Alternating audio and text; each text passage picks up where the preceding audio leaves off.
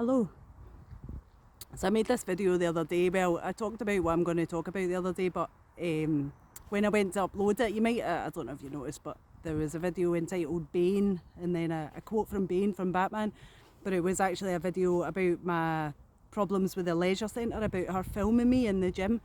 And I'd recorded that and made it private, kept it private. It's uploaded, but it's kept private until a certain date. I didn't want to put it online, until I'd left here, because in it is the area of Scotland that I'm living in. So they manipulated my video that I'm about to speak about now, so that one was made public, just to let everybody know what area of Scotland I'm in. It's Fife, by the way. So there we go.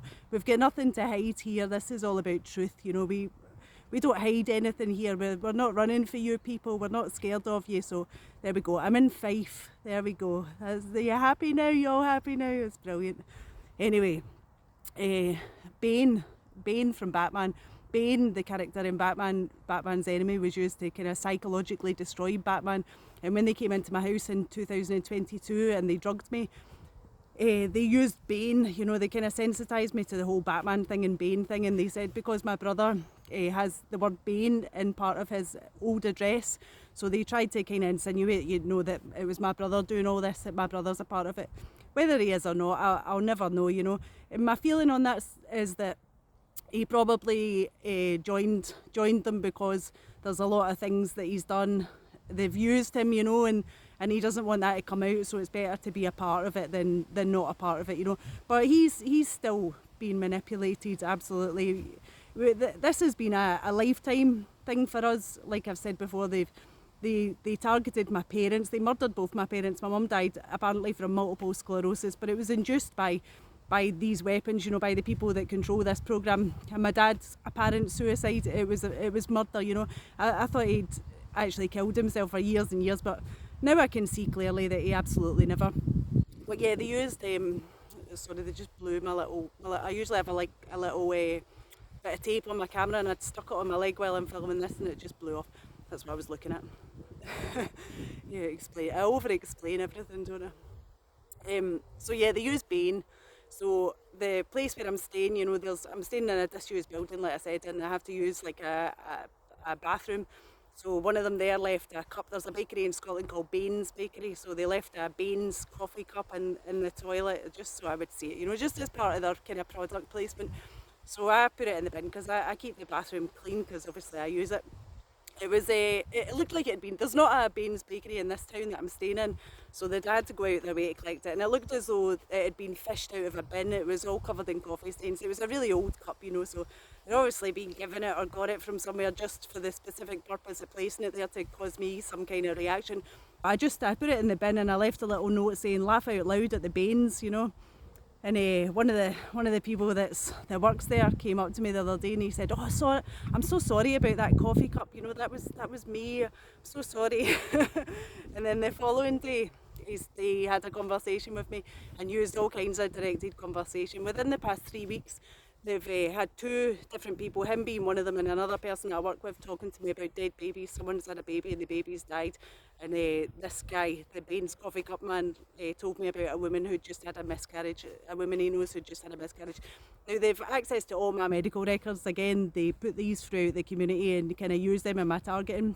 And not only have I had a miscarriage, but I had an abortion at one point. And I know people have a moral kind of, they feel a certain way surrounding that, and that's fair enough. I don't take away from anybody what anybody else feels about anything. That's their opinion. They're very entitled to it. But the situation that I was in at the time in my life, I had a child already, and I wasn't in a kind of situation where I could possibly bring up another child. They're blowing a dog whistle in the background. I don't know if you can hear that. Again, it's to try and manipulate me, put me off. Just the interesting thing about my brother, like I said, I don't know whether he's part of this, but of course he's been used, he's been mind manipulated, he's been mind controlled, just like my whole family have been targeted. He may be a part of the gangstalking, but he doesn't see deeper, what's happening, but he lives within spitting distance of Raf Menwith Hill. If you look that up, it's like the Five Eyes Intelligence, it's in Yorkshire. It's no coincidence that they've manipulated him to live like directly next to that place. He's a very clever person, very, very clever, very good with computers and and things. My dad was a extremely intelligent man. But obviously my brother and I were kept kind of dumbed down at school, so that we never had really good qualifications. It's all part of the planning. My dad was very intelligent. He had a bachelor's degree in chartered accountancy. He was very fit and strong. He was tall. He was strong. He was an ex-Royal Marine Commando, like the elite of the military. So he was a kind of all-rounder. So it's no surprising to me that he was targeted, and his children obviously kind of kept him down to a certain level so that we didn't get out our box, basically, But I don't claim to be super intelligent, but I'm not an idiot. I know I'm smart, That's not me being arrogant at all, and they hate me saying that. They want me to think that I'm a dummy, but I've been around enough dummies to know that I'm not a dummy. But anyway, yeah, the Bane's coffee cup man about the dead babies. So again, that's going back to my medical records because they want to cause me some kind of shame and guilt about that. I don't feel any shame or any guilt about having an abortion. I just don't. It just wasn't the right time for me in life. I wasn't in a good situation, and I suppose you could argue I should have took better care of contraception, which is absolutely true. But again, I'm not going to go into it. I'm not going to justify myself to anybody, especially not these clowns. But also in that conversation, he said about his friends, his friends, this friend that he has that he's slagging off to me.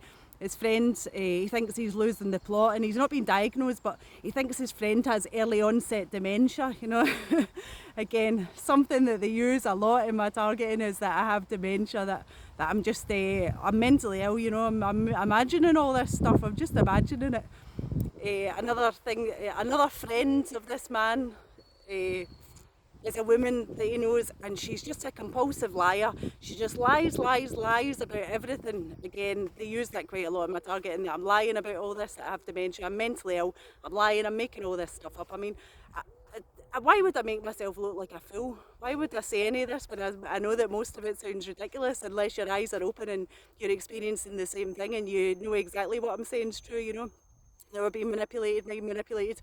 Again, they're constant. It's constant in the background. I'm hoping that the microphone's picking this up, this dog whistle, but it's being used constantly in the background. I saw my phone flicker there, so they're obviously trying to access my phone. Yeah, it was just directed conversation throughout this, and it's funny because they follow a script. I had this in the last place I lived with one of the gangstalkers that was living there. It's like they've been told a script to use and they have to get it all out. They don't. This man wouldn't let me get a word in edgeways in this apparent, just natural conversation that we're having. He had to get his whole spiel out about dementia, dead babies. There was other stuff as well. Ireland, they use Ireland a lot. I've said before they try and threaten me that the IRA are going to kill me. He used travellers, the Irish travelling community. Again, they threatened me that all the Irish travellers hate me and they're going to kill me, so he used that as a reference as well. Again, just all these references, but they never let you get a word in because the script is in their mind and they have to get it all out, I think that's all I had to say about that situation. Just same shit, different day at work, the manipulation continues all around me, all the bullshit that they do. It's become really apparent now that there's a lot of people must be kind of outside that are not involved in this and they're kind of looking in. So they're having to manipulate the situation around me to make me look like a bad guy. They kind of pushed me to a point, the people that are in my group, of me kind of biting back. One of them was kind of taking all my equipment off me, just taking it and thinking, I'm quite a nice person, I'm quite easygoing. But then they've been kind of treating me like the ginger stepchild, treating me like shit.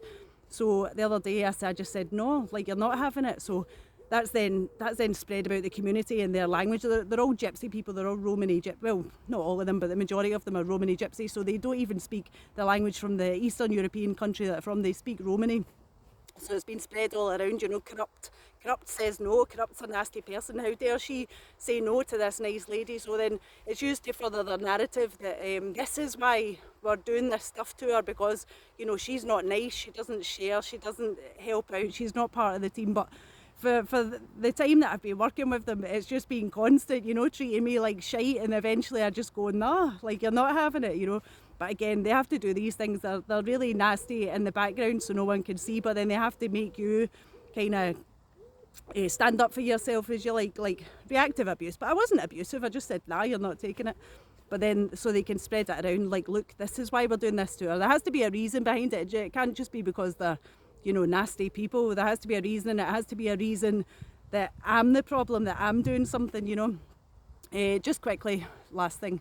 That dog whistle's doing my fucking tits in. I just went into town to get a bit of shopping. It's quite early in the morning and I had to wait for the shop to open, and I was sitting outside and I had my power bank in my rucksack on my back, and I felt, as I was sitting outside the shop, I felt a burning pain in my back, and I took my rucksack off my back and the pain immediately stopped, and so I put when I eventually got my shopping that I had to get, I put the power bank in my shopping bag. So I was contemplating taking my phone with me, and my power bank obviously, as I carry on in my travels, when I leave this place that I'm in, Fife, so when I leave this place that I'm in, but I think that's been the decider for me, that I'm not going to do that. I'm going to leave my phone, I'm going to leave my power bank here, which is a shame because I like making videos, but just the bad kind of outweighs the good in that. It's a way for them to kind of cause me pain and to kind of track me and to kind of manipulate me.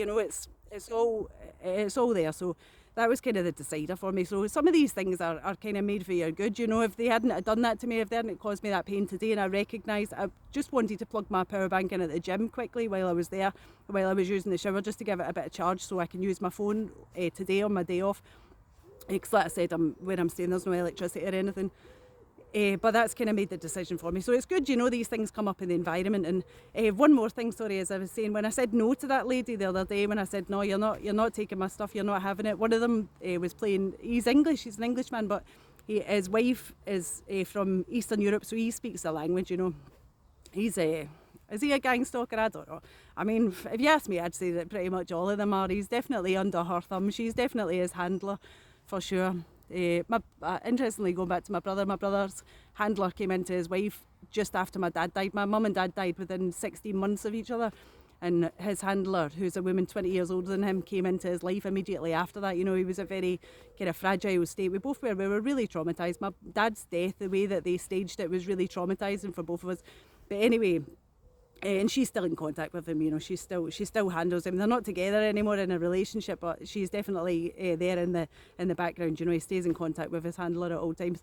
But anyway, his wife is his handler, but he was playing music at the time, and he listens to a certain type of music, which again relates back to my dad's death. The genre of this music, where they found my dad, and he's made sure to say that on several occasions, along with other buzzwords. You all know how it goes. But he was playing this music, and just after I told her no, about 5 minutes later, he walked past me and he's playing this music, and in his music, the voiceover, it's kind of like dancey type music, and the guy speaking on the track said, "Nice one," and I thought, yeah, fucking nice one. I take that as confirmation. Not everything in your environment is bad, and some of these things you need to kind of take them as a positive. It's like they used to do that, and I used to take it as they were taking the piss out the military thing, and then I think I said at one point I take it as a compliment, and then someone that I was in touch with, hopefully will be in touch with again, someone that I really like, they said they would take it as a compliment. It's like, well done, I salute you, you're doing really well. And I was standing for a meet. I don't want to ramble on because I run out of time, I only get 50 minutes. I was standing at a meeting the other day, and one of the people that work here also is not in my group or anything, so I don't see him very often. But as he walked past me, he kind of done that as though he's shielding his eyes from the sun, and I thought, you seem like a nice guy, he seems like a really nice, genuine guy. So I take a lot of other things as a positive. I try not to take everything as a negative, because it would keep you down so much. So you've got to kind of turn it around. As they twist everything, you've got to twist everything yourself and turn it around to something positive for yourself. But anyway, I say a lot, and I was watching a video the other day.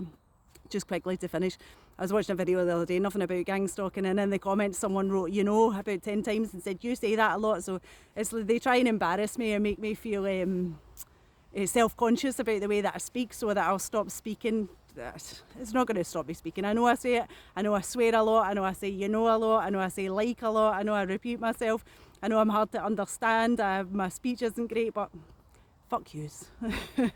Not all you nice people. God bless you. Take care. Lots of love. Bye bye.